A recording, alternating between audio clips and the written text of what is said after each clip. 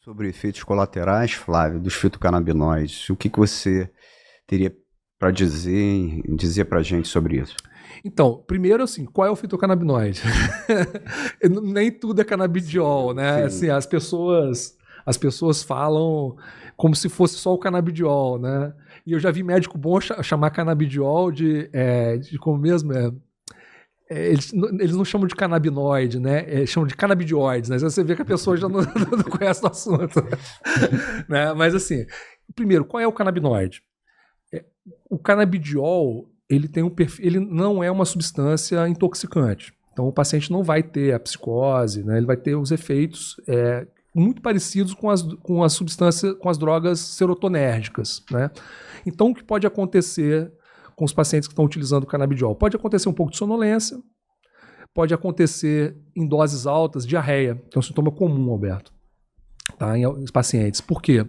Porque existe muito receptor serotonérgico no intestino, né? Então, quando você usa o canabidiol, você pode levar uma liberação de serotonina e, eventualmente, uma diarreia secretória. Então, pode acontecer. O THC, o efeito que a gente tem mais receio é realmente o paciente ter algum efeito mais psicoativo. Então, ele, por exemplo, fazer um quadro de ansiedade, que pode acontecer, e raramente, eventualmente, o paciente com doses altas de THC pode fazer psicose, tá? Um efeito que as pessoas prestam pouca atenção, o que acontece na prática médica, é a hipotensão postural, tá? Por quê? Porque os canabinoides eles têm um efeito em receptor alfa-2 adrenérgico, né? Aquele mesmo efeito que acontece com a clonidina, por exemplo, principalmente o canabigerol, ele tem um bloqueio alfa-2 adrenérgico. É interessante você ter o efeito alfa-2 porque você pode melhorar o sono, melhorar a dor, mas pode fazer hipotensão também, né? Então tem que ter atenção em relação a isso. E o THC também... Pacientes que usam, por exemplo, prostáticos, que usam bloqueadores tem que alfa-2, tomar cuidado. Esses pacientes podem ter queda. Pode ter queda. Então tem que ter atenção em relação a isso. Pode fazer hipotensão, tá? Então tem que ter uma atenção especial em relação a isso. E o THC, ele também pode ter um efeito taquicardizante. Então, os pacientes que têm taquicardia podem fazer taquiarritmia, tá? Com THC. Então tem que ter uma atenção. Pode alucinar também? Pode alucinar.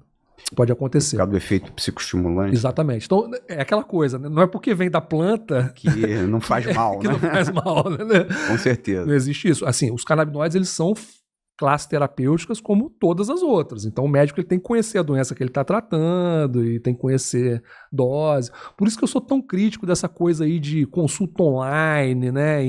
Nessas plataformas. Pô, cada paciente é um universo. Né? Você tem que ter tempo para ver, examinar. Não é receba aqui a sua prescrição, né? O sujeito lá paga R$49. Não existe isso, né? Quer dizer, eu sou um crítico ferrenho desse tipo de coisa, entendeu?